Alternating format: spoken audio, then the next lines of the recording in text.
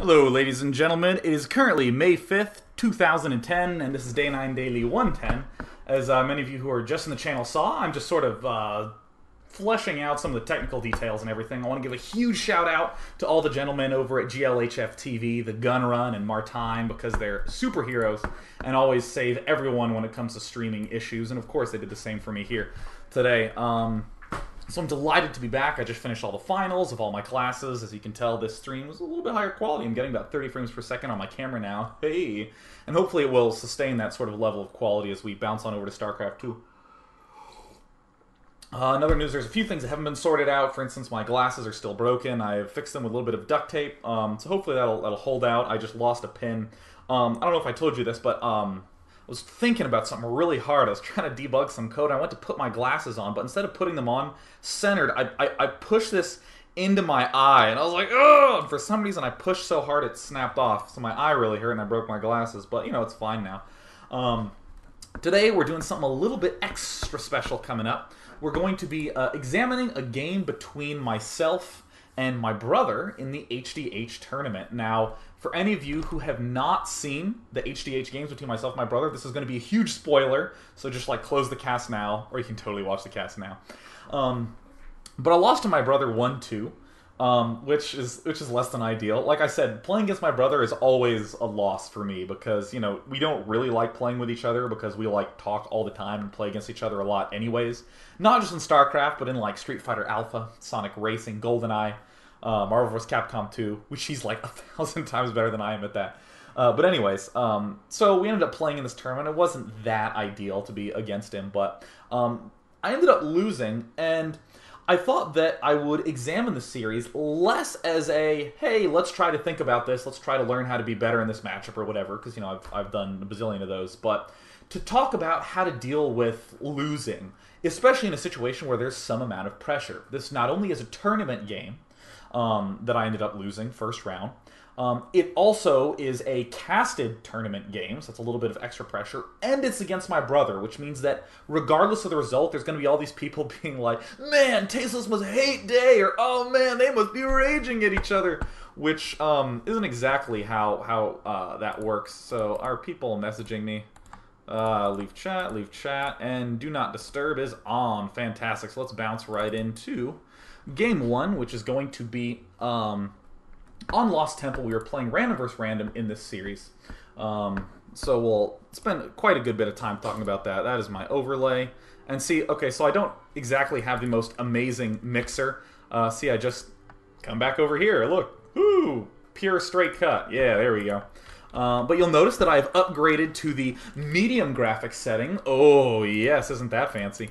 And also, you might have a little bit of trouble reading some of these numbers, but don't worry too much about that. That should get sorted out relatively soon here. So we're random versus random. I spawned here as Zerg. Now, again, the focus of this is going to be a lot on mental state, a lot on trying not to, you know, lose your footing or anything, and especially about how to deal with a loss and how to think about this. So I just want to give some context to this. I spawned Zerg, and my strategy for the series was don't spawn Zerg, because my best matchup is are with Terran and Protoss. My Zerg matchups are a little bit weaker, so I didn't want to spawn Zerg, but, you know, there I did, spawn Zerg. And here's Nick spawning as Terran. Zerg versus Terran is probably my, might be my best Zerg matchup, but I'm not too sure. But we'll talk about that once I end up scouting him. So here I am. I just go ahead and do the extractor trick. So yeah, I'm just scouting with my Overlord. This is always a little unsettling when you identify something you're weak at. Like, oh, I hope I don't spawn Zerg. I really think that it's important to get out of the habit of just hoping that something doesn't happen. Just being like, all right, cool. You know, like, I did have a plan here, and it's important that I stuck to it. I was just going to hatch on 14 because I practiced that against all three races. A little bit tougher against some of the other races, but, you know, no big deal. I'm just going to stick to my plan in this particular situation. So I'm going to speed up. I'm going to just tell you that I, you know, make an extra drone because I feel comfortable with doing that. Probably could have Probably would have been nice to get it a little bit earlier as Nick does begin Reaper harassing me like crazy. But, Nick makes a nice little solid wall here, so that way he can lift this depot and, build a bunker here in case of any sort of extreme emergency. Very, very tight placement right there. Excellent, excellent little wall off that Nick's doing. So when I go here, I instantly see that he's not doing any sort of tech. I see the tech lab down, so I'm like, alright, sweet. I know he's going for some kind of Reaper-ish opening, so I start preparing for that. Reapers are very costly. Actually, I'll come back over to the main camera to say that. Aha! Reapers are really costly in the time department. They take a very long time to build, especially if you want to make a lot of them. It doesn't really feel that way with the first Reaper, but if you try to be like, say, Jinro, and you try to get like, I don't know, 10, 15 Reapers as the game goes on, you really do need a ton of barracks to be able to sustain that level of production, and it eats into your army numbers like crazy. So it's important to be really careful with Terran whenever you're doing some sort of Reaper harass, and as Zerg, it's important not to freak so much. So I'm comfortably making extra drones and overlords, and I'm getting my extractor up. So my plan is to get Mutalisks and then transition into Banelings. That's just my overarching plan right now. I've adjusted how I go about doing this. Now I favor getting a second queen and delaying the Mutalisks a lot more. In this game, I was basically rushing for the Mutalisks. And one thing, I just wanted to also say that if any of you are seeing any sort of lag go on the screen, or if it's looking a little choppy, that is because I'm streaming at a really high bitrate, so if your modem isn't fast enough, it can end up with a few issues. I'm trying to drop that down so more people can view it a little bit more easily, but I just wanted to state that while Nick ends up Reaper harassing me. And like an idiot, I forgot to turn sound on. I actually mute sound quite a bit. Is there no sound? Well, it appears that it lost sound. Oh, I think I know what the issue is. I've been doing so much stuff with the, yep, that's good. Whoa, there we go. Yeah, I've been fiddling so much with the sound settings, trying to get both my mic and the computer audio to play, that it ended up being a little bit funky. So he ends up, killing off the drone. This is a little less than ideal. I try to cut severely on the Zergling numbers early on, which I think is a bad idea. But, I'm trying not to panic here. I end up killing his SCV, which pretty much negates any sort of early death. So I'm going to go ahead and sack a few drones. I mean, I probably should have pulled back and not lost that last one. But I still think it's pretty important to note that it's fine to sack some drones. Because, again, he's losing a lot of time. I mean, let's go back to his base. He's at 24 food, and literally all he has is a command center and what? These 2 Reapers? Let's go to the unit counting station. Yeah, he has just those 2 Reapers. He's at 24 food. I'm at 23 food, but I also have a queen, so I can snap back in terms of production a lot more quickly than he can. But he is doing nice control. This is the one thing that's always really annoying about playing Nick, is that he never loses track of his units. He's always really good about constantly eyeing them. His macro slips every now and again, but, it's definitely annoying to play against, so I end up transferring more drones. I want to have a slightly evener economy. But I'm going to speed this up a little bit. I assume that the Reaper harass was done for now. I'm still feeling a little stressed. Again, I don't like playing my brother. This is the matchup I don't like, but I'm just trying to stick to my overall plan. Why do I like Mutalisks into Banelings? Well, easiest thing in the world. If you make Mutalisk, he's forced to make a lot more Marines out of these barracks, and then you get a whole bunch of Banelings, which are coincidentally very good against Marines. I also don't mind going Spire into Infestor Zergling or Infestor Baneling. I do like Infestors quite a bit in this matchup. Just figured I'd throw that out there. But in the process of rushing towards this Spire, this is something I'm noting after the fact. So let's just take a break from the discussion of, oh, what's my mental state? How do I deal with this sort of, this bitter loss? I just minimized my cam. There we go. One thing I'm noticing is that I'm at 34 food and he's at 32 food. I should be way, way, way far ahead in this little battle right here, because the Reapers really didn't do as much damage as they should have. But I'm noticing that I'm still pretty close in terms of food, and I think that's because I'm spending so much energy rushing to Spire, when I should have just been a little bit more gentle in terms of just making larva, playing a little bit more calmly and defensively. And see, now this is the point where I was just like, wow, Nick really wants me dead. Holy cow, right? He is just...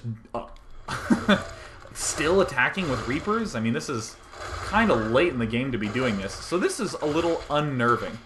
And anytime you're in a game in general, but especially a game that you really want to win, such as a tournament game that you're playing against your brother that's going to be casted. You know, I obviously want to win this game. It's so important at a time like this just to say, what was my plan before the game? And does not have to be a huge plan. Like, again, you probably heard me say that Zerg versus Terran is not one of my favorite matchups. Zerg is very much so my worst race in StarCraft 2. But my plan is very simple: Mutalisks into Banelings, and pray that my mechanics end up fixing all the little holes like Overlord timings and macro. And that's reasonably accurate this game. And what happened right here is I just said, okay, I'm still going Mutalisks into Banelings. That's still what I'm doing. There's still no change in that. Always important to repeat that to yourself, just briefly mentally, whenever you see this sort of weird, funky thing go on. Now, if he was going mech, I would obviously do something different, but no reason to think too much about that at this point in time.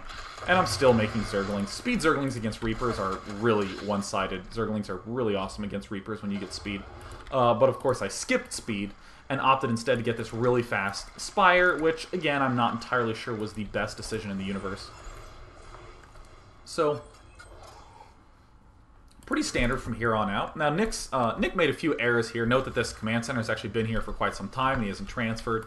Actually, when we were chatting about the games afterwards, he forgot some depots at this point, so here they are going down. And this sort of stuff happens. And again, whenever you see this, don't panic. Just say, what was my plan? And as long as it's something like, you know, go 4 racks in the mid-game, and then in the late game start getting Ravens and tanks, something like that. You know, as long as there is a stated plan there, I think you'll be fine. So here's Nick. Notice he's building 3 reactors. Why? Because he knows I'm making a Spire, and he has to make a ton of Marines. He ends up canceling one of these, I believe, at least one, I think, in order to deal with my Mutalisks.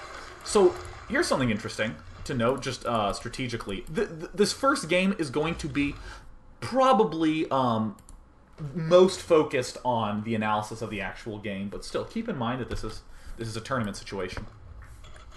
So notice how, as Terran, Nick has no mobility right now. And, I mean, yeah, he's getting all these barracks, but, I mean, go to the unit counting station. I mean, he has 2 Marauders, 1 Reaper, and 4 Marines, and then a crap ton of SCVs. What is he going to do? I mean, he cannot leave his base at all. Yep, there, the reactor's coming out. I guess I was wrong on the cancel. Perhaps it was something else that was in my memory. Oh, yeah, maybe that's what I thought got canceled. Well, so I try to poke in here, do a little harassment, but I mean, Nick really is in panic mode, trying to get enough units just to not die to Mutalisks. And notice all these turrets he had to build. There's one, there's a second one going down, there's a third one, there's a fourth one. He was building a 5th one, here's the 6th one, 7th one. $700, a lot of money in StarCraft 2. And I'm slowly pulling ahead. I'm getting my Baneling nest just as planned. Probably could have gotten away with getting a Queen earlier on, but, you know, I'm not as practiced with the Zerg pieces as I've been in the last few days. At this time, wasn't feeling the hottest. This was played at 2 in the morning my time, 6 p.m. right in the evening for him. This was actually the only time I had available to play this game, but I was feeling very focused at this point in time. I was very much so in the zone. And I think a lot of that comes down to how to deal with a lot of the, you know, chemicals that flood your system whenever you're in a tournament. So this is now probably a good opportunity to talk about that. I mean, actually talk about the tournament stuff like I said I was going to. Whenever you're in a nervous situation, like in a tournament, you get a lot of adrenaline. One of the most important things that happens is that your hands get cold. The adrenaline constricts your arteries a little bit, so you get cold fingers. And I'm sure a lot of you have had this happen, you know, whether you're playing on a ladder and suddenly it's just like, oh my god, I'm paired against a well-known player. You get a little, in your hands, they get really, really, really, really cold. So there's a few things you can do. You can do what I do and just shake your hands out, maybe thug snap a little bit, but that hurts. So I try to refrain from that as much as possible. But a few things that I've done that have really helped is to sit up really straight, actually arch my back really hard. It's kind of funny. I get carpal tunnel from coding, but when I play StarCraft, my carpal tunnel actually goes away. So I sit up really, really straight at my computer, and I just spam a lot, like insane amounts of spamming. just to make sure that I use the adrenaline to do something that's very active to get the blood flowing to warm my hands back up. So that's part of what helps me to stay so focused in games like this, is not only is the spamming helping ease up on the little bit of the stress that I'm feeling from the adrenaline, a little bit of that cold that I'm feeling from the adrenaline, but also when I'm playing fast, I'm just a little bit more focused. So I'm poking around here. I'm not going crazy with my Mutalisks. I'm just gently dashing around here, trying to find any sort of vulnerability, perhaps encourage him to make more turrets. Notice these 2 turrets were recently constructed. So yeah, everything's pretty normal. Going to speed it up. Nick doing a very smart thing. This is so smart that I need to pause and point it out. Notice that he really doesn't have that many units. He's been kind of forced back for a reasonable amount of time. But look at this. He got the +1 upgrade for attack and is now getting the +1 upgrade for armor. That is so, so important. It means that whenever Nick ends up stabilizing, he will have a very strong army to move out with. I think that's a big mistake that a lot of players do, is they first focus on not dying to any sort of funky early stuff, you know, like Banelings at the front. They try to focus on not dying to these Mutalisks that are in their face. But what they don't focus on is what the next step is. And what you see a lot of players do is hold on, and then right, you know, in a minute when Nick's about to move out, that sort of Terran player will go, oh yeah, let me start getting upgrades. That way I'm set for the later stages of the game. Of course, my brother is no such newbie, and he's upgrading long in advance. And he just scanned and saw my Baneling nest. So he knows that I have plenty of Banelings on the loose, so he immediately is lifting and getting a bunch of tech labs for Marauders. Notice how aggressive this composition is, just like all barracks all the time. Pretty typical for my brother in all the games that we've played. So, you know, I'm not so sure I should have busted in here. I tried to micro Mutalisk back, but I'm relying too much on StarCraft 1 timing, and of course my Mutalisk died almost immediately. So he's doing some nice control. Does he have all the upgrades? Yes, indeed he does. There's the combat shield. And look how nicely this lined up. Look at this. +1 armor about to finish as the combat shield upgrade for the Marines finishes. Fantastic. And here's my little queen. I'm keeping her busy. I generally rely on one queen a lot when I use this build. I need to be a little bit more active about vomiting the larva. That's a big leak in my Zerg play, but at the very least I end up, you know, pulling it off, at least marginally so. So here's some free Hellions. I'm like, thank you, Nikki. There we go, taking those out. So it's at this stage of the game that I really start to feel super ultra calm. Now here's another thing to talk about in terms of tournament situations where a lot's on the line. If you're playing in a ladder, you generally feel fine. If you're playing against some random Terran player on Icy Cup, you don't know him. It could be, you know, Boxer, it could be I Love Uv, could be Flash. These incredibly good players. But if you don't know, you're just like, oh yeah, whatever, and you're fine, and it's no big deal. But when you're in a tournament, your brain does things that are so annoying. And one of the biggest things to note is that the biggest fear your brain will have is just of not knowing.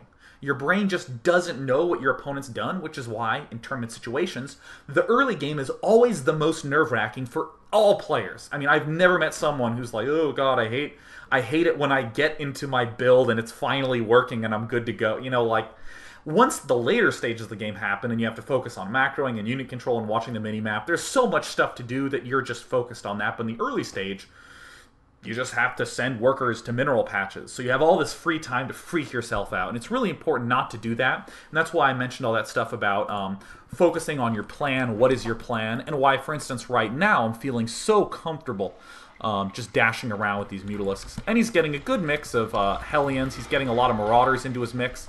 He's getting these Marauders because he wants the Marauders to take the damage from the Banelings, so that way his Marines can sit in the back and deal the damage to everything. But I'm in pretty decent shape. And, you know, from here on out, it's a pretty standard type of game. And by standard, I mean one where I'm completely forgetting to, you know, do my Overlord creeping and that sort of thing. And, you know, this is actually something standard to happen whenever you're in one of those nerve-wracking tournament situations. You forget the dumb little stuff like this. And I wouldn't worry too much about that. Obviously, it's bad that I've forgotten to spread creep. But what I'm saying is, of all the things to work on in a tournament, make sure you first work on executing your build really smoothly and getting that done. And then work on all that little stuff, like making sure that you're still positioning your queen at just the right angle to stop a Hellion harass, making sure that you're spreading creep everywhere very, very, very rapidly. Because it's the weirdest thing in the world. In a tournament, you just lose track of all these sorts of things that you'd never lose track of in real practice games. So here I am, I'm coming with my Mutalisk, and notice how he puts all his Marauders in front of the Banelings. And I mean, that's really, really nice. Fortunately, I have just enough Hydralisks to end up taking out the rest of his army. And from here, it's pretty typical. Now here's something that I do that I suppose is a little cruel, but I rely on this so much in tournaments that I pretty much do it in my normal play as well. When I had the game won, and at that point, after I won that battle, I was like, great, there's a very low chance of him winning this game.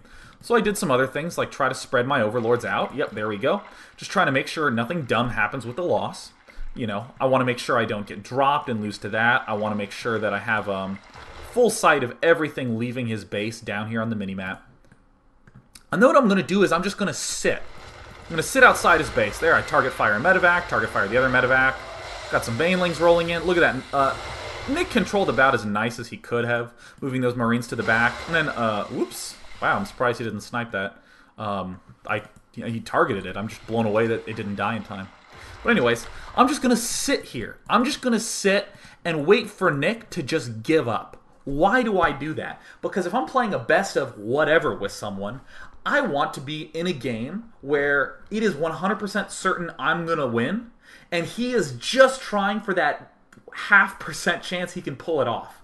So that way, he's in an exhausting game, and I'm in a really easy laid-back game. So going into game 2, he will be mentally exhausted, and I'll just be great. I will have had rest. So right now, this is rest for me in this game. Easiest thing in the world. Making Hydralisks, continuing to make Hydralisks, making more Banelings. Up here, making more drones. Not putting guys in gas. Should be putting guys in gas. I'm just doing a lot of just easy stuff, just macroing, just hanging out here at the Xel'Naga Watchtower. Now I'm doing that little stuff, spreading creep around. Look at all my beautiful creep.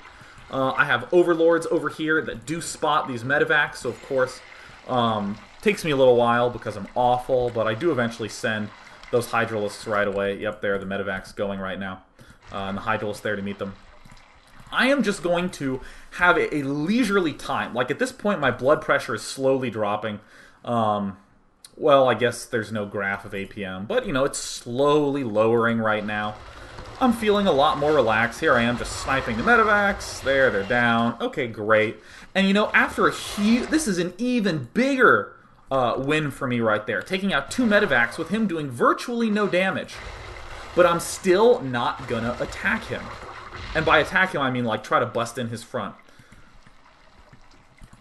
Now, this not attack thing is kind of specific to the way I'm playing.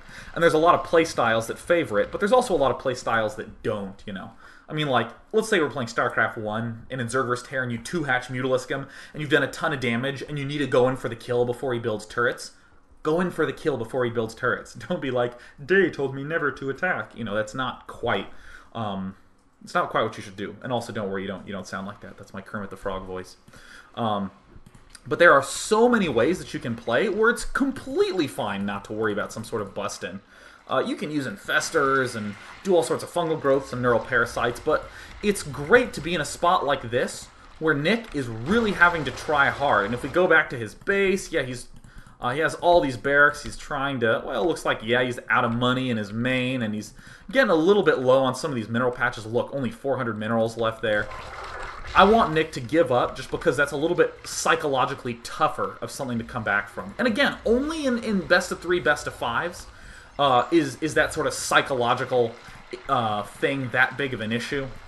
But, you know, it's so important to note, because that's definitely what I was thinking. And here I just have plenty of Banelings. And then after this, he says, good game, good work, because my brother and I don't hate each other. Contrary to popular belief, where everyone's like, whoa, man, you guys played, you guys must want to slit each other's throats. Not exactly, not quite yet. So let's just go ahead and pop right into the next game. And oh yeah, someone just mentioned something in the chat that I do need to take quite a bit of note of.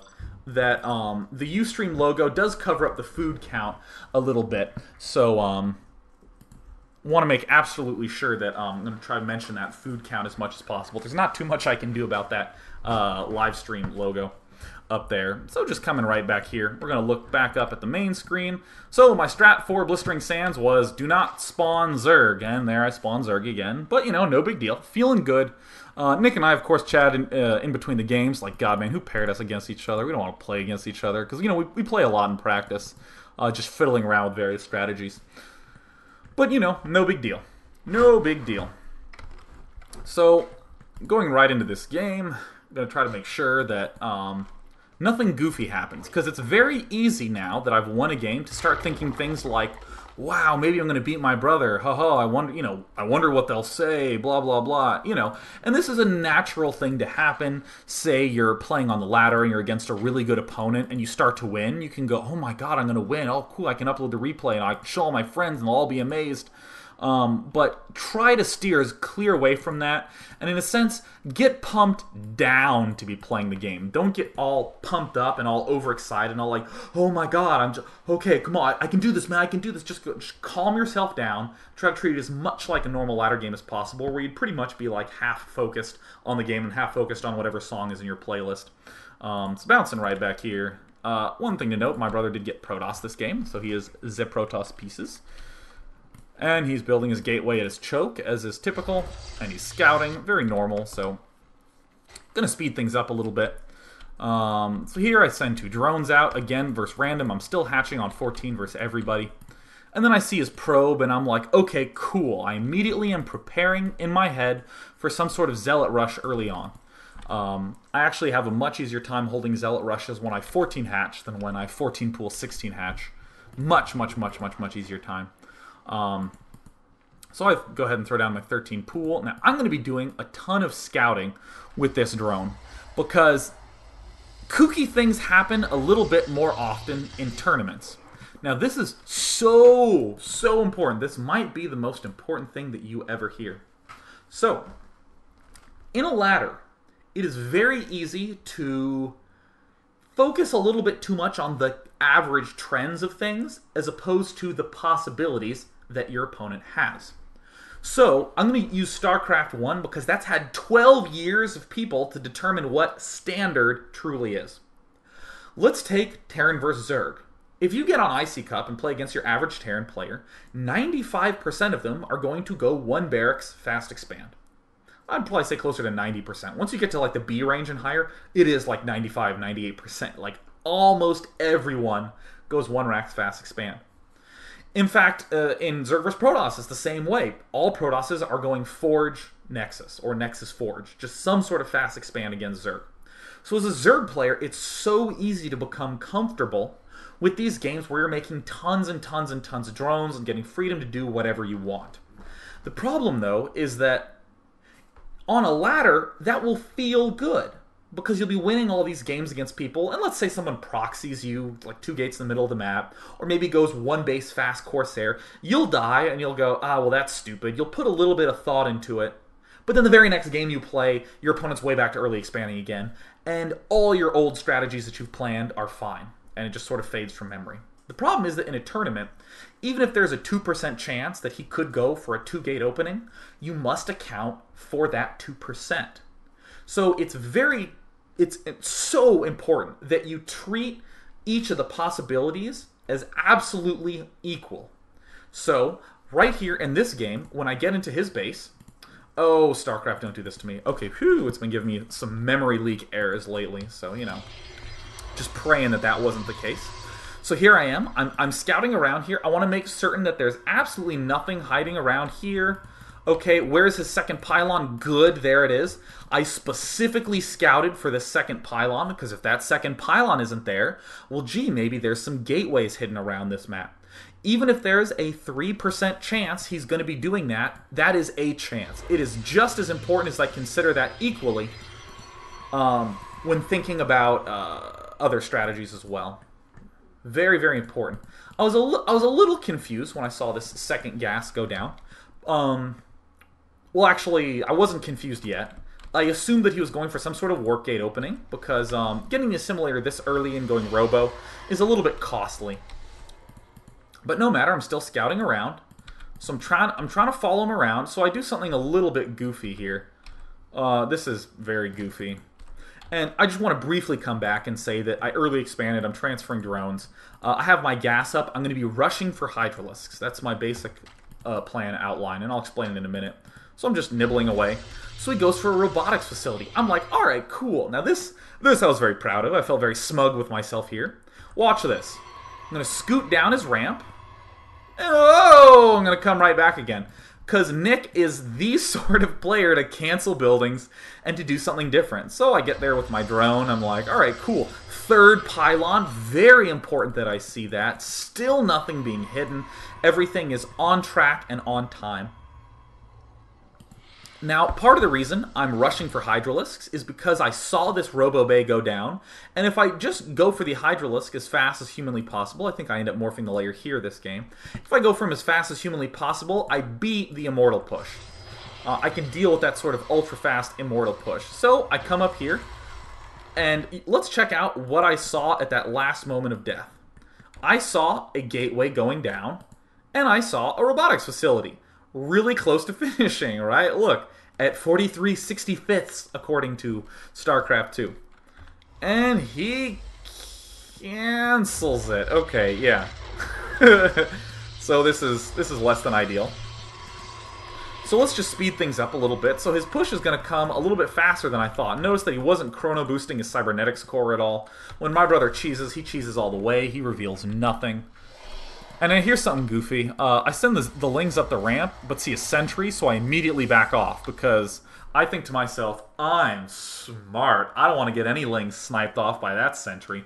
When really what ends up happening is that if I'd poked up and tried to do any sort of attacking at all, I would have seen 4 warp gates up there and would have gone, oh, I guess Nick canceled that Robo. So coming right back here. So I'm still feeling pretty good. I'm a little bit nervous because I did build my gas geyser a touch later than normal. That was just a little botch by me. So here the layer finishes. There's my Hydralisk den going down. Put the drone there in advance. Now is when I get a whole bunch of gas. See, excuse me, I'm triple gassing to make sure that I can have enough stuff in time. But at this point, I was feeling so comfortable. Like, yeah, look, my APM is even increasing because I just have so much comfort with the situation. I know exactly all the things I am supposed to be doing because I have done this build many times. I'm feeling great. Look at my queen, have 4 energy, completely low on energy. And then I see all these units come down and I'm like, what? I literally freaked out. I was like, oh my goodness. Oh, ugh. I mean, this is really less than good right now. So what I ended up doing was just trying to play a little bit more calmly. Unfortunately, this isn't StarCraft 1. Spine crawlers do take a century to build, which is a little bit unfortunate. They take 50 seconds to build, as we can see here. Just the longest time possible. I lose an Overlord, and then Nick just hops forward with pylons and a whole bunch of warp gate units. This is a brief thing to note. This many Stalkers is a very cute variation that I actually like a lot. Most players are getting just a handful of Stalkers, and then mainly Zealots and Sentries out of their 4 warp gates. But of course, when you spend all that time building a robotics facility and cancel it, you do have a little bit of extra cash. So notice that my Hydralisks are just barely late. Look at how just barely close this timing is by him. Literally, if I had just had, say, 10, 15 more seconds, I would have had enough Hydralisks, well, perhaps a little bit longer than that, 30 seconds or so. I would have had plenty more Hydralisks to hold off this attack. Plenty more. And I do a decent job of killing off about as much as I can, trying to let the Spine Crawlers take the brunt of the damage. But now I back up and he force fields my ramp. And now here's something to note. So I'm in a tournament. I got my ramp force fielded. Here are my Hydralisks here. Right now, I am thinking to myself, I have lost. So, I don't leave immediately again. Similar to how in the first game, I stayed in as long as possible to make him leave, because that's very hard to deal with, you know, especially if you're trying really hard. In this game, I'm just going to stay in a little bit and try to slowly calm down. I'm sure that a lot of people have had this experience where you're in a game, you're trying really hard. Let's say you're playing against someone you've lost 4 times in a row to, and you're on game 5, and you hit a point where you think you've lost. Tell me you haven't done this, right? You just say, good game, immediately leave, and immediately log off Battle.net, right? You just snap, crash your whole system, just like, I gotta get out of this game. And what happens is you have this big flood of adrenaline in your system because you're trying so hard to focus, and it's just sharp crash. And that is very hard to deal with chemically, right? It throws you off balance. And that's why you feel so awful when you've been focusing really hard and you suffer a bitter defeat and, you rage quit like that. It's really important to just pause and just be like, okay, and just kind of slowly just fade out of the game. I start to click a little bit more slowly. Let's see if we can see it in the APM. You're going to see me, see my APM, it was at 217, pretty solid. And now, see, look, it's trickling down to the 150s, the 160s. I'm moving my drones around a little bit lackadaisically. Whoops, it spiked up a little bit. How unfortunate. But really, I'm just sort of slowly fading out of this game. I mean, it's so clear I'm dead. It's so clear I'm dead. So what do? I say good game. And this, I think, is pretty important. I'm curious about what Nick did. So I just go ahead and ask him if he canceled the RoboBay. Yeah, see, this is me. Like, did you cancel it? I mean, I was very thrown off by his timing. And then we pause and we have a little discussion there. And that was a good opportunity for me to just sort of calm myself down. Because I've seen a lot of players, have been to a lot of tournaments where I see players make that mistake where they will just immediately close out of a game in a best of 3 and be like, let's play the second game, let's do it, just go. And like create the game, and then their anger is at a really high peak, so they're like scouting with a Zergling and it dies, and you just see their tendons clench in their hands as they just get really mad, and that's obviously not going to be very helpful for your focus. So just want to go ahead and let that phase down. Oh yeah, because I'm going to say this. It's not like I don't get mad. It's not like I lose and I'm like, hooray, I lost. I mean, no one likes losing. That didn't feel good. What do you... But the problem is, so many people get that feeling of, and they get all mad, and they almost believe that feeling. They almost go, oh god, I'm really mad because he's an asshole, because he canceled his robo. That asshole doesn't know how to play real StarCraft, or something like that. When what you should do is just say, wow, this is a chemical reaction going in my body that's making me feel this way. I can give you a pill that will make you feel the exact same way as a bitter loss in StarCraft. So the important thing is just to make sure that you let that go through your system. It's almost like if you've had too much coffee, which, as you might know, that happens to me every now and again. If you have too much coffee, your heart gets that dum-dum-dum feeling, if you've had too many energy drinks or something like that. No one would ever say that something is wrong in their life. They just go, wow, the energy drink's doing something funky to me. And they wouldn't think about it too much. Try to do the same thing with your games of StarCraft. But definitely be nice to yourself when that's happened, when you've had that sort of loss, to be able to be like, okay, cool, time to calm down, to phase out, and just to not worry about it that much. And let's just pop right in here to the last game. So I'm going, alright, cool. And this daily will have a little bit interesting of something to note, because I'm going to spend a little bit more time after the fact discussing what happened after this game. So I spawned Terran and I'm like, yes, yes. I probably should have chose Temple, because Temple I think is my better map, but I like Steps of War. Just think it's a funner map. Which I think is a really stupid choice. I probably should have chose Temple, but I'm like, yes, I got Terran. I hope to God he's Zerg. Because that's my best. Terran versus Zerg's probably my best. Terran versus Protoss is like my 4th best matchup or something. Although I'm doing quite a bit of changes to that lately, so maybe it's pretty bad right now. But at the very least, I have a lot of confidence in this matchup. I've just seen tons of games for it. I'm feeling great. I'm feeling calm. I took a little breather in between these 2 games. And then now I'm going to be right back to just spamming a lot. My APM should be pretty high, yeah. Looks like the average is 220 at this point for StarCraft 2 APM, whatever that ends up translating to be in StarCraft 1 APM. But I just want to keep my fingers active. Make sure I'm just spamming around a lot, keeping the hands warm. So here we go. I'm going to be walling at my front. I'm going to be scouting him.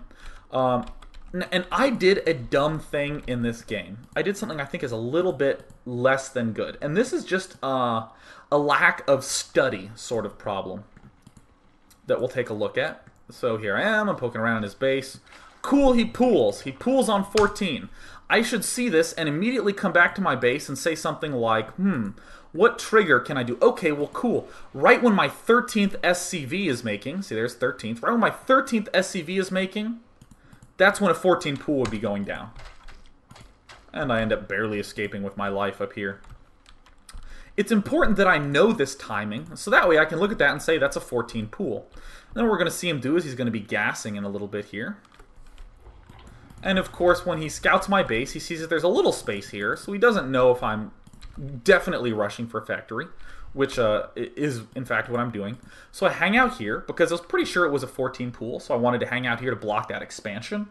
There was no expansion, no big deal. I'm feeling great at this point in time because I did that good little mental exercise at the end of the last game where I slowly cooled my brain off, didn't worry about it so much, jumping right into this game 3 feeling fresh. Still saying I hope I don't get Zerg, which is probably, you know, a not so good idea, but that's what I was doing. So I bounce around here, I see that he has this extractor up, and he still hasn't made a Roachborn. I'm poking in here as much as I can.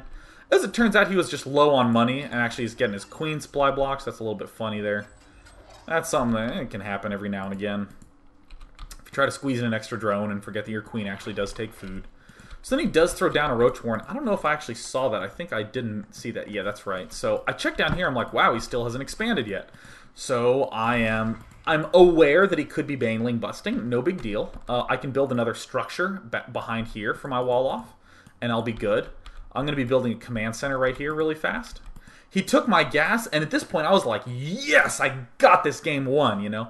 Well, actually, that's an exaggeration. I saw that, and I went, good, right? Because, again, don't get too pumped up to play a tournament game. Get pumped down. Do the same mental ritual you do in your practice matches. Now, if you get like super intensely hyped up to play every single one of your practice matches, yeah, do the same thing for a tournament. But it's really important to take mental note of how you're playing when you're playing at your best, and to try to force it to do that. And for me, it's getting pumped down to play, right? That's always the phrase I use. Because sometimes my brain gets a little bit jittery if I'm trying to overthink things. So here is his extractor building. So I was like, fantastic. I don't need that second gas at all. This is brilliant. This is great. Great stuff. Have I seen that Roachborn yet? Yeah, okay, so I did see it. Now, what I should have done is note that he was doing a pretty typical Roach Rush. At the very... Well, not typical, actually. This is actually pretty subtle by him. He's getting Roaches at a weird time. Most players, when they see this factory, which Nick did see, most players will end up getting their Roachborn a little bit later, and then just get 2-3 Roaches out and put 2 here and 1 here, and they are just set against Hellions. Absolutely nothing to worry about in the Hellion department. So, I was anticipating something like that. Now here's the huge blunder of the game. I build a reactor here. This obviously should have been a tech lab. I'll come back to this, because that very clearly is something that is one of those tournament kind of mistakes. Now this is intended to be a tech lab, because obviously I see Roaches coming. I need to get Marauders out so I can survive.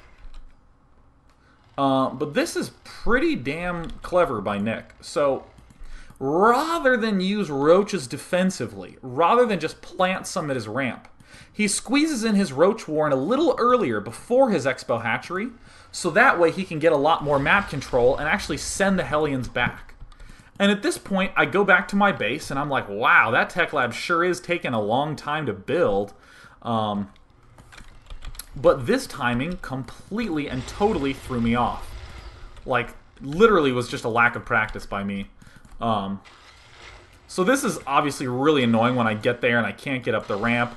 And then all of a sudden I'm like, finally, let's make some Marauders. And then I see that it's a reactor. And this stings a lot, okay? Remember that we're in a tournament. It's a tournament game. It's first round. It always sucks to lose first round because you at least want to win one round, you know. So you weren't with one of the plebeians who got eliminated right off the bat. So the first round of a tournament, that's going to be casted, and it's my brother, right? Like, every reason in the world for me to try as hard as I can to win, you know. And then that happens. So this was just like a really just sort of moment where I was just like, oh my god, oh my god. And at this point, I tried to do the, you know, don't worry about it too much. Just sort of like slowly leave the game. But even then, I mean, this is pretty angering to experience. this sort of junk, and I'm just like, I guess I'll try to make a bunker. Look, I'm not even blocking my ramp with the SCVs. I was just kind of like, oh, whatever. So I was just like, oh, I made the wrong add-on. Now, part of me feels, most of the time, I won't say this. Most of the time, I won't be like, I played like an idiot, because it's Nick, I just figure, I was just like, I was like feeling really depressed. And yeah, so that was the loss. So that is like probably the worst way to go out. I'm not gonna lie. I would have preferred pretty much any other exit to the tournament than that. So let's describe what the current state of things was right then, right? So I played him at 2 in the morning, so it's like 3:30 in the morning now, 3 in the morning or something like that. I have a project due the next day. I'm really bummed out that I lost. So I just found someone to chat to, just someone who I could be like, blah. So actually, let me just say, what I'm going to describe right now is how to cope with that sort of situation. Because I'm sure this happens to all sorts of people in StarCraft, because in a game of StarCraft, there's always a winner and a loser. So it's very important to be comfortable with the idea of being the loser. So how did I deal with this? Well, I found someone to talk to just be like, blah, I'm really bummed out, blah. And it's really important that whenever you're chatting to someone, especially if it's like a StarCraft buddy or even just like, like your girlfriend, be like, honey, I lost, I'm such a newbie. It's like, no, you're not a newbie, Sean. You're a real pro. You're in the Platinum League. Yeah, whatever that means. So, like, just make sure that you don't say something like, I'm horrible at StarCraft, or I'm an idiot, or I suck. You just be like, ugh, I'm so bummed out I lost. Make sure you don't, again, believe this emotion that's going on in your system. It's just a chemical reaction, and just be around someone, and don't force yourself to do anything. Just sort of sit there and just be like, blah. I had a whole bunch of work I had to do, and I was just like, I'm just not doing this. And it's a little unfortunate because it was for my employers who pay for my college, but they understand how outrageously busy I am. So I was just like, look, I'm sorry. Tried to hit deadline, but I couldn't. I was just a little swamped. And I think that that's so important to do, to be able to just be nice to yourself in a situation like that. Because a lot of people would log on and start laddering like crazy. A lot of people would try to curse their opponent out. They would, they do all sorts of crazy stuff. But just take like an hour or an hour and a half, however long it takes for you to cool off. For me, it took about an hour and a half for me to just stop being so, ugh. So first, I said to my brother, I was like, hey, I gotta go. I'll talk to you in a little bit. I didn't engage in that much discussion because I was really pretty pissed off at that point. And the last thing I wanted is to take it out on Nick or something like that, who really did a really nice strategy in the third game with the roach timing. I thought that was really crisp by him. So then what happens is I sat there. I just sat in my room and was just like, ugh, I didn't really do anything. I had some bread and brie, which was very tasty. And then after like an hour and 20 minutes or an hour and a half, I logged back on, and I just messaged Nick. I was like, hey, sorry if I seem frustrated, but nice game, man. I was really complimentary towards him, which is helpful for me. And at that point, once I got all that out of my system, it's so useful to be able to look back at your losses and not to say, I play bad, I'm an idiot, but just to be like, that was a dumb game, to treat it as something external to you. So that was super duper helpful for me. So for instance, I hopped on to Husky's and HDH's stream after every single one of the games and just provided my comments, knowing that everyone on that stream would see me lose to my brother. Because I think that that's important, not to cower away from any sort of loss, but just to be like, yeah, I lost, shit happens. I mean, can't win them all. I lose quite a bit, so no big deal. And just to not freak out that much about it. Because, and this is probably the most important thing, if you can do that, if you can just sit and chill out for an hour, hour and a half, and then go back and be positive to all the people who are in it, you can look back at the games and understand things a lot more clearly in them. It's so easy to dismiss things in a fit of rage, and then to look back at them and to remember that rage more and not to learn correctly. But now it's useful for me to go, wow, that Hydralisk timing I'm using is not so good, because even if he lets his Robo get to 80% before he cancels it, he can still kill me with a Warp Gate push. Like that's a really useful thing to know. It's also useful to know that don't make a reactor when you mean to make a tech lab. That's something that I'm probably going to be a little bit more aware of. So now I will be delighted to take some questions. I've had absolutely zero control over the chat. I'm going to have to fix that at some point, but I would be delighted to take some stuff. Oh yeah, so here's let's take a question by Kadrid. Hey, it's Kadrid from Livestream. He's always a regular poster. So Kadrid says, or Kadrid, excuse me, says, Day 9, I'm obscenely competitive. I know exactly how you feel.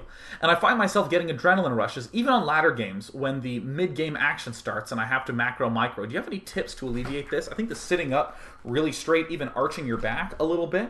And there's a weird thing that happens where your shoulders start to creep up, and what happens is part of the reason why you have really shaky mouse control when you have a lot of adrenaline is that all the muscles, especially in your trapezius right here and in your shoulder and in your arm, they're really tensed. So think about your shoulders and try to go, oh, okay, and then you'll relax them, and you'll suddenly feel that your hand has a much more solid pivot. And you'll be like, oh my god, wow, that's so much better. That actually happens to me quite a bit, which is why I try to arch the back and keep my shoulders nice back and relaxed. It also helps with the carpal tunnel quite a bit. So Fox.Brent says, do you think you could have salvaged that third game, even if you had the Tech Lab instead? It seems like you only would have had one Marauder out anyways. Not sure you would have stopped it. So there's a few things that I think I would have had a little bit of trouble. I think that's undeniably true. Where's my train of thought? I think I would have had a little bit of trouble there. But what's really nice is that Hellions and Marauders outrange Roaches. And what's super nice is that any trouble I encounter with those, with the Roaches early on, as long as I hold them off, I'll be at a gigantic advantage. I think I'll be in fantastic shape at that point in time. Just because he's devoted so much to getting those Roaches early, he probably still only has 14 or so drones. So that's going to be a great spot for me. I think some of the adjustments I should have made, though, is if I see someone roach rushing like that, the easiest thing in the world is to cancel the reactor, to not do any Hellion play, to immediately start getting Marauders out, and to immediately throw down a Starport and start getting Vikings. How awesome is that going to be? When he only has Roaches and one Queen, and you can just kill all his Overlords, and Vikings are great against Roaches, so that would have been, that I think is the smarter counter. I'm trying to steer a little bit clear from these overly thin decisions, just because no one really knows what's standard, so I may as well not try to thin out some really subtle, awesome timing to end up with a strategy that loses to 80% of shit. So I'm going to try not to do that. So let's see about this. So Budai says, oh, well, actually I got to scroll down in the chat. Budai, if you want to repost your question, hopefully it won't get thrown off the stream chat. Oh yeah, someone asking to see around my room. Yeah, I'll definitely do that at some point. So let's see here. Oh yeah, there's a few questions coming up. Like, for instance, Blawman3344 asks a similar question to something that we talked about earlier, which is, I have a lot of problems properly controlling my units when I get that said adrenaline rush. Can you give me some advice to keep calm during major battles during games? So there's something that I think is so important to note. You already heard me talk about the shoulders and trying to relax like that and all that good stuff, to just focus on where the points of tension are in your body. But it's so key to stop trying to not get nervous. I get adrenaline like crazy, but I'm comfortable with it. I'm fine with it. I know how to deal with it. In fact, there was this really cool thing about, they did this golf study where they told a whole bunch of people that they were going to be, they had a whole bunch of people golf, and then they told them that they were going to be filmed and put on national television. And they were told this like 10 minutes before they ended up going onto this golf course. And they studied all the results of this. And what they found was that half the people, or is that, first of all, everyone was nervous. But half the people performed beautifully, and half the people just crippled under this pressure. But still, all of them got nervous. Still, all of them had the same sort of surges and the adrenaline and all that good jazz. So that's why I always say, don't worry too much if you are getting these adrenaline surges, or if you're feeling a little bit nervous. Just embrace it and learn how to be comfortable with it, because a lot of times it's too hard to control all these chemical things going on, and a lot easier just to control your reaction to them. So Budai says, in a lot of sports, high-level play involves minimizing dumb mistakes. How do you avoid making dumb mistakes in StarCraft 2? So So there's like two levels to this. There's in practice. The first thing to do is to get your big strokes out of the way, pick one build, one map, one matchup, drill it, right? Focus super hard on that. Get a training buddy, train hard with your training buddy, and a whole bunch of important big ideas will develop in that. And only focus on those. And if you make dumb mistakes, don't worry about it. Don't worry about it. But have a StarCraft notebook and just write down all the dumb stuff that you do. For me, with Zerg, I need to remember to keep building creep tumors. I need to remember to have an overlord leading that creep tumor so that way I can expand it more aggressively. I need to make sure I'm glancing at my hatchery so I can see when it finishes with the 4 larvae from the queen so I can immediately pop 4 larvae back on that hatch from the queen. What are some other things? I need to be sure to spread my overlords out. I keep forgetting overlord speed when I end up getting to the layer. I list all of them out, and then I go into a game with my practiced build and my practiced map and my practiced matchup, and I just focus on the dumb mistakes. And really, these dumb mistakes, I don't like using that. It sounds a little condescending. I like to say subtleties. Or I don't want to say condescending. It sounds demeaning to them, because those little things, like making sure you have all that timing down great, is super important and ultra critical to successful play. So I would absolutely 100% say that I lost my train of thought. What am I talking about? Oh yeah, I would 100% say that those dumb mistakes are just as important as that big, gigantic, overarching strategy, and the important thing is just to be deliberate with them, and that I would not stress too much if you make them over a long period of time, because those are the hardest thing ever to work out of your play. So you know what? I will just take one last question, and this is so important. I need you guys to do this before I take this last question. Go to teamliquid.net. Go to the Day 9 Daily thread and tell me if this stream quality was higher or lower than live stream, because I'm doing some tests. The live stream people, as you know, have been extraordinarily kind with trying to fix the live stream issues, but I mean the viewer complaints were just through the roof on that one. So I just want to make sure that this is looking quite a bit prettier. So so let us take one more question. Oh, this is fantastic by Kent Liu. Oh my god, I hope it didn't scroll off the screen. It was such a good question. Oh man, Kent Liu. Or Kent Liu, however that's pronounced. Please repost that question, because that was fantastic. Oh, there it is. Kent Liu says, what is the point of spamming during the early game? What are you supposed to spam? How do you start doing it if you've never done it before? I have 100 APM later on, but I'm at 10 in the beginning. So, that is an awesome question to finish on. So, in a lot of circumstances, it's just to keep your hands warm. Got something in my chest really fast. Let me... excuse me, there we go. So, let's take a game where I don't spam at all. I might start at like 50, 60 APM, and let's say I trickle up to about 260 or something like that. This is in StarCraft 1. This is in StarCraft 2 APM. What you'll notice is that if you're spamming at the start, yeah, sure, you'll be at like 400, but when you trickle down, you won't trickle down to 260, you'll trickle to like 310. That's what's pretty much always happened to me, where if I spam at the start, it's just a normal casual game where I'm feeling good, feeling fine, I am so focused on just doing actions that focus continues on. And that's not to say that you absolutely cannot have high actions per minute later unless you spam early on. You definitely can, but it's just easier. However, if you are playing, if you're playing in a tournament game where you're feeling a little bit nervous, adrenaline gives you energy. So when you spam a lot, it spends that energy very, very, very rapidly. So you can end up sort of calming your system down. Your body's giving you this excess energy, may as well use it. Because the worst thing is, if you're one of the slow starters who starts slow and then sort of peaks up later on in the game, you'll have a lot of problem with the peak up area. Because I, too, have been in a tournament and gotten nervous and gone, okay, you know what? No spamming. I'm just going to try to calm down. And what happened is when I tried to ramp up to the 300 APM that I needed, I just couldn't do it. I just got really shaky and it was hard and my fingers were cold. So that's why I really recommend spamming a lot in the early games. And the best way to do that is just to hotkey one SCV to 1 and like your command center to 4 and just like 1-4, 1-4, 1-4, 1-4. And if you have a scouting SCV is 3, this is the hotkeys I use.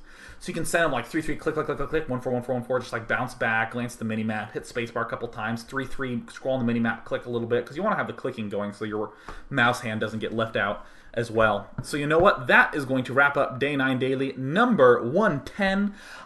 This week, I'm finally having the opportunity to tag everything on Blip TV, to re-index all my videos, and then to churn them out up on Blip TV. So everything should be on Blip TV very shortly. And by very shortly, I mean hopefully by Monday evening. That's what I'm praying for. Cool things going on. There's going to be, I believe hosted by GhostlyGamers.net, a tournament that I am casting with Greetorp. It's going to be the Europe versus Asia show match series. So I am delighted to be able to do that because Greetorp, as you know, is a very smart man, very good thinker. And from here on out, all my dailies will be at 7 p.m. now that it's summer. Always at 7 p.m. Pacific, so that way there's a lot more consistency there. Also, playing in the Team Liquid Invitational coming up. Hopefully I can succeed in that. I'll be playing and casting that, so that'll be fun. But everything will be at 7 p.m. Oh, also I'm doing the Razor Domination 3rd and 4th place match and finals. So definitely those will be on the TeamLiquid.net calendar whenever I get those times set in stone. So you know what? That is going to be it. Take it easy, everyone, and cheers.